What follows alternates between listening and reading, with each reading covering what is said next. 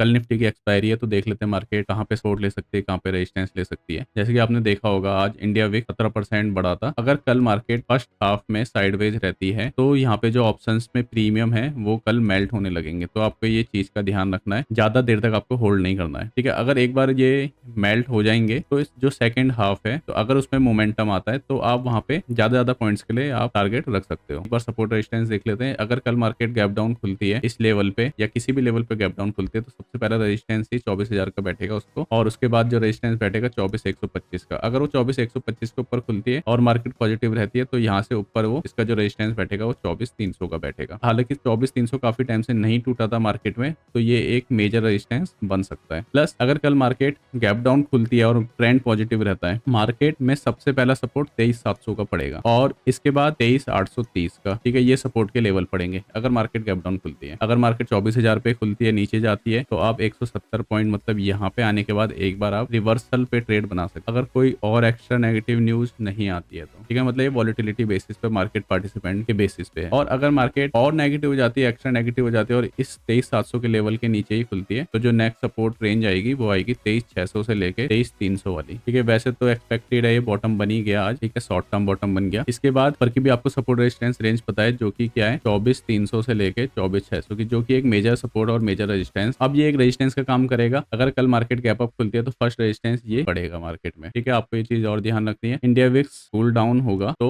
Option के premium गल सकते हैं, आपको ये भी ध्यान रखना है। आपको ट्रेड कैसे करना है, आपको सबसे पहले कल इंट्राडे का ट्रेंड देखना है। इंट्राडे में क्या ट्रेंड है, ब्रॉडर मार्केट पॉजिटिव है या नेगेटिव है, ठीक है। इसके बाद आपको ऑप्शन चेन देखना है। ऑप्शन चेन में मेजर सपोर्ट का है, मेजर रेजिस्टेंस का है, और आफ्टर 11 आपको चेंज इन ओआई देखना है, और आफ्टर 2 PM भी आपको चेंज इन ओआई देखना है, कहाँ पे मार्केट शिफ्ट हो रही है। कल वॉलिटिलिटी एक्सपेक्टेड है। वॉलिटिलिटी आपने न्यूज अब तक सुन ली होगी, जो ईरान के न्यू सुप्रीम लीडर है वो अली खामनेई के ही पुत्र है, जो कि है मुश्तबा खामनेई, ठीक है। यूरेनियम का इन्वेस्टमेंट है वो 90% तक कर लिया है। इसको 90% पे करने पे एक वो न्यूक्लियर हार्ड बम बना सकते हैं, ठीक है। इसके लिए इनको 2 वीक चाहिए थे और इनके डेथ होते ही अब 1 हफ्ता हो चुका है, 1 हफ्ता और बचा है। तो मे बी अगर ये ज्यादा वॉर एक्सलेट होती है, कोई नेगोशिएशंस नहीं होता है, तो मे बी वो आने वाले 1 वीक से 2 वीक में एक न्यूक्लियर बॉम्ब टेस्ट कर सकते हैं। अगर वो न्यूक्लियर बॉम्ब टेस्ट करते हैं तो उस दिन में भी मार्केट का बॉटम बन जाएगा, और अगर नेगोशिएशन हो जाता है उससे एक दिन पहले मार्केट का बॉटम बन जाएगा। और एट द एंड आपको इंट्राडे में ट्रेड ही करना होता है, तो आप ये छोटी छोटी ट्रेडिंग स्ट्रेटेजी आपको करनी आनी चाहिए। तो सेंसेक्स भी 76,540 के सपोर्ट के पास से ही रिवर्स कराए। तो ये छोटी छोटी चीजें ना आपको लॉन्ग टर्म में फायदा देगी, कौन से मेजर सपोर्ट है, कौन से मेजर रेजिस्टेंस है। इसके बाद और कोई भी अपडेट के लिए आप टेलीग्राम चैनल को ज्वाइन कर सकते हो। सेबी के आरए का लाइसेंस मिलता है, तो वैसे ही हम टेलीग्राम में लाइव ट्रेड को